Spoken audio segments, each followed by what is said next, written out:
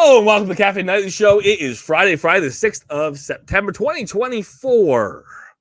Happy Friday, end of the week. Not a lot to go on in Upland today.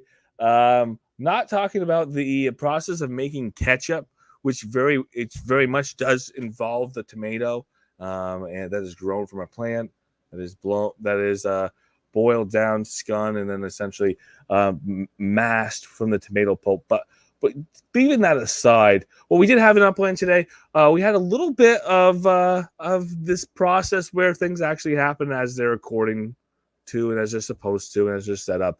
That was the final fulfillment of the car passes with the reality that once the car passes were sold, the exchange was set up almost immediately, which is always a good thing. That was able to happen directly through. We are at the end of the totem cycle one, and we do have a lot of people's totem cycles ending this weekend. Said it a couple times. I'm glad they're over or headed to the end because I had two events today where I almost didn't feed my totems within their cycle, not at their ideal feeding time, within their cycle. At the end of the cycle, I had to feed them so that I could feed inside that same cycle because everything is coming up. Everything in life is coming up, and that sometimes makes it difficult to do totems. So we're glad we're at the end of that. And we are going to head into the next week and a half into the end of Sizzle season. Other than that, we are waiting for the next thing. We're waiting for some surprises. Who knows? Maybe we get an announcement about NFLPA because it's the start of the season already for football in the United States. And, when we do have those international games happening, when we have week one happening, it'd be nice. It'd be nice for some verification, some message, some update about NFLPA for this season in Upland. Again, we're there. It's that time. Let's do it. So with that, let's get the disclaimer out of the way. All views and opinions expressed myself, their mind and mine alone. Should we take as strategy or financial advice represent the game of the team of Upland? Any guests and contributors we do have on have their own opinions, so welcome to them. Shouldn't be taking as game strategies advice. They don't represent the game of the team of Upland, represent myself, the Ghost of the Cafe Nightly Show, and they should, again, they don't necessarily always align with myself, but I'm glad to let people and have people have their opinions, including if tomatoes are actually in ketchup or there's some magically grown tomato cells in some vats somewhere in Australia, some wacky science fiction growing stuff in vats in Australia. Getting things kicked off again. There's not a lot of news. Upland did put an announcement today. As we always have, of this reminder of, hey, now it's time to do this. Now it's time to do that. Today, dropped earlier in the day. At everyone, a quick update to let you all know the Stock Car Pro Series passes that sold today are ready to be exchanged. Again, that's a pretty quick turnaround. Congrats to the lucky players who were able to get the passes. Again, you had to have the memento in order to access the sale, be part of the sale. In the sale, you had a random assignment of where you were, early, late. And then if you got lucky, you were able to spend $100 to buy one of these passes. You didn't know what was in the passes. Once you bought the car pass, you had the opportunity to exchange it, which is now open to do so.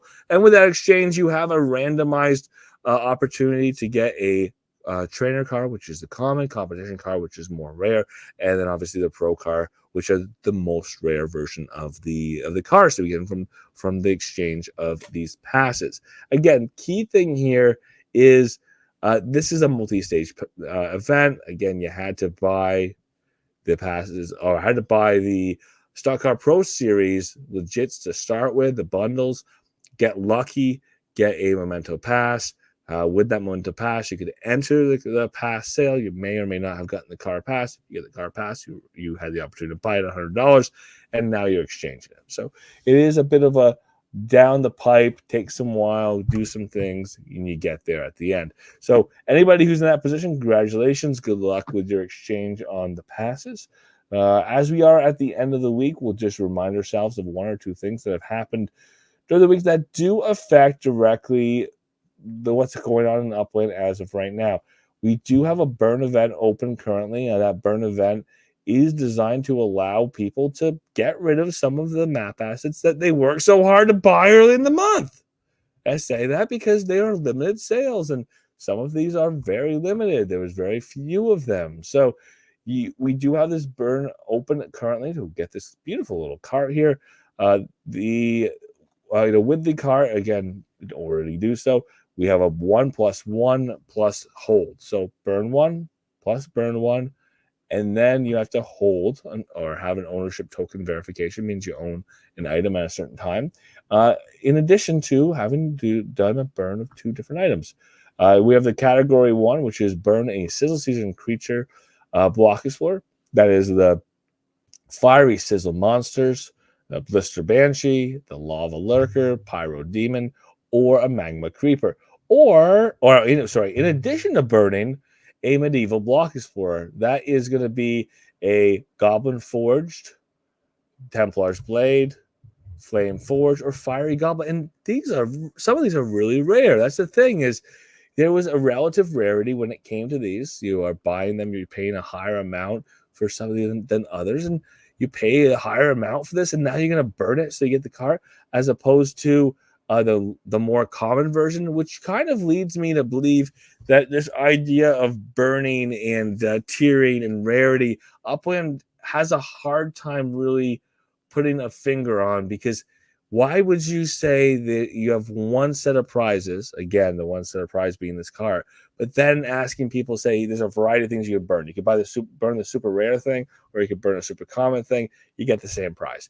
There's no derivation. There's no differentiation. There's no gold rimmed version versus a blue rimmed version. No, you burn the most rare item on the list or the least rare item on the list, you get the same prize. I think that Upland's, still selling stuff at a premium to get a rare version, but then saying, go ahead, burn the rare version. You get the same prize as if you burnt the less rare, the least rare version. Definitely worth putting that out there, or thinking about, as Upland continues to think about how they like to do these things and kind of the burning mechanisms, and why would people want to burn one thing versus another. The idea that rarity matters. Why would you even encourage people to burn the rarest version of something alongside something that's common? I mean, without giving them a differentiation, without giving them a bonus for doing so. Good to see Diabre Carwile. Glad you can make it. And alongside that, obviously, with these burn events, we question, where are we getting the assets, or why are we getting the assets, and what's the purpose of holding them? Or again, are we buying them just so we can burn them as in a gamified form of getting a new asset? And we have to make that decision again, that these opportunities to burn things, they're just that. They're chances. They're something you could do to get a prize at the end. But the assets themselves, hopefully they have their own value to people. They want to have the Block Explorer that has a certain level of rarity. They want to have the map assets and own them long term. Again, keep in mind, you're not required to burn the map assets as part of this exercise in the burn. You just have to hold that map assets. And again, my argument on the holding the map assets, maybe it made more sense to hold the rare Block Explorer, because again, you have a relative rarity. You have the variations here, and different variations of these Block Explorers. Again, we're looking at right here, like a 1 of 10 Block Explorer. Instead of encouraging people to burn a rare 1 of 10 item, give them a bonus for holding it. Say, oh, you hold it, you get this bonus if you hold this and this and this at the same time. But again, that burning, that idea of using the burning mechanism on an item that's not even rare. Oh, sorry, apologize, vice versa. That is super rare. That's not even common. The idea of burning is to get rid of something there's a lot of, that there's a fodder of, that there's a ton of, that, again, that there's just a massive on the market. That makes sense. You burn it, it's no longer there. There was too many of them to begin with. Not these rare items. That just seems like you're not getting or not understanding the point of making rare items in the first place, which is, again, to have a limited number so more people want them than there are. And then the ones that are there, they have whatever value they have based on the rarity, that there's more demand than there is supply. It's simple. That's the point of having rarity in the first place, not to treat that rare item the same way as a common item. Pretty simple. Again, we'll see how Upland treats this next time around. I get that they want to do this burn event every season. I just think that if they're using relative rarity and they're doing burn events, they just have to separate them in one way or the other, or make them make more sense than they're making them make sense as far as this current iteration is concerned.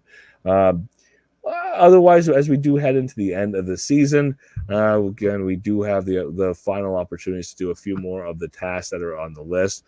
We've gone over them a few times.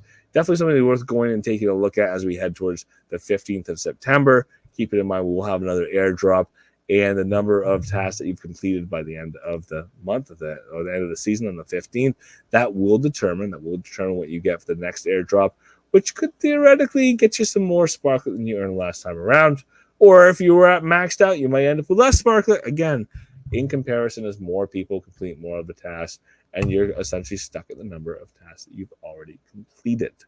Otherwise, looking back on the week, we did see that having an expansion of a city, a week in on the Thursday following, and having the city reveal on having the collection reveal.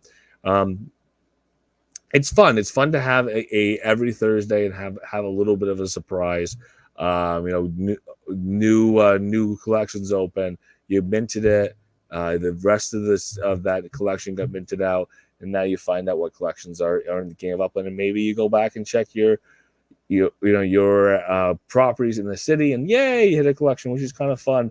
And then again, one reminder here, don't let it slip under the radar. This is kind of a big deal. The Haunted Halloween Plaza Challenge running right now. Again, this is a create your own reimaginings of the 52 Grove Street in San Francisco, the Upland Plaza. Your opportunity to decorate it. Again, it's a contest. Prize is special. You have a special badge as the winner. If you do everything you need to pass the test, you do get a special badge, which is pretty nice. Players can use any assets in Upland for this project. This is cool. This goes along with the idea of what are the requirements of use in the use case of assets to get the images in the game of Upland. We do have open use. You cannot use animals or pictures of any person when you go to design it, but this is a design contest. It's building the space out so that we could theoretically have a space for the Halloween season in the Upland Plaza, which is a good use case for the Upland Plaza, being able to decorate it or change it.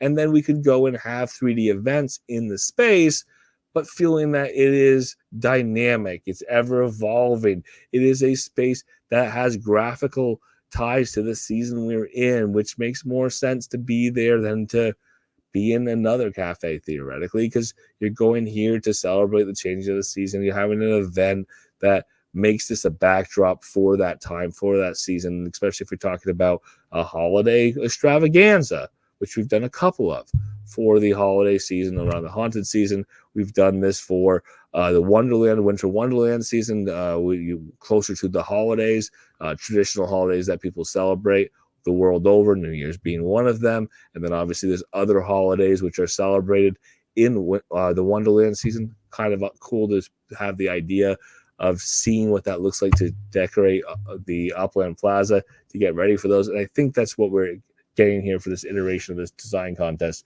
What's the top design? Not only will it be displayed during our Halloween festivities, ooh la la, for all to see, but the winner will receive their own customizable cafe in Upland. And that's really the goal here.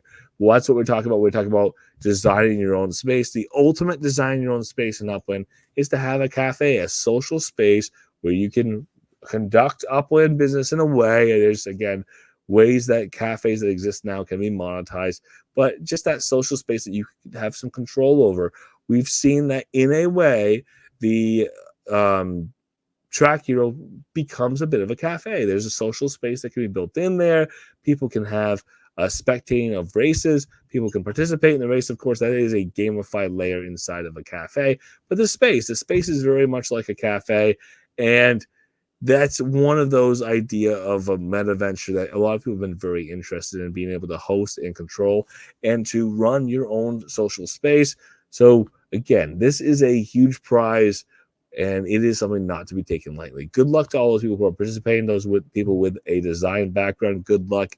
Get to work on this. It's worthwhile. And otherwise, for the week, looking to have it over, because that's just the world I'm in, the week I've had. and looking forward to seeing what we get started next week. So for tonight, thank you so much for being here. Monday through Friday, 7:30 p.m. PT. We do get together. Hopefully we have more news one day. It's been a little bit of a news drought for the last couple of days, but next week we'll see how things are going. I will be traveling. I do have a number of circumstances that are going to make things difficult during show season for me, but we'll do what we can. We'll try to put some shows on next week, Monday through Friday, again 10:30 p.m. PT. Oh, sorry, 7:30 p.m. PT. Wow, 10:30 p.m. in East Coast time, and looking forward to trying to make that work. If you're up in Cafe Plaza, you don't see me tonight because I forgot to turn things on for tonight. But if you are in the Discord, feel free to unmute your mics. The floor is yours.